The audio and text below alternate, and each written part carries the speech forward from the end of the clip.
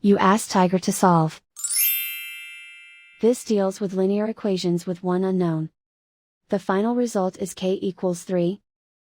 Let's solve it step by step. Simplify the expression. Multiply the fractions. Expand the parentheses. Multiply the coefficients. Simplify the arithmetic. Break up the fraction. Simplify the fraction.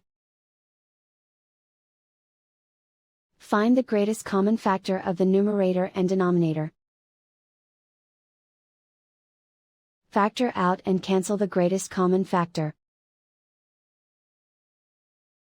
Group all m terms on the left side of the equation. Add 9k to both sides. Group like terms.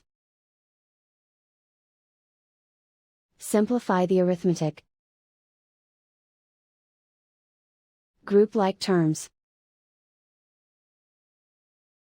Simplify the arithmetic. Group all constants on the right side of the equation. Add 36 to both sides. Simplify the arithmetic.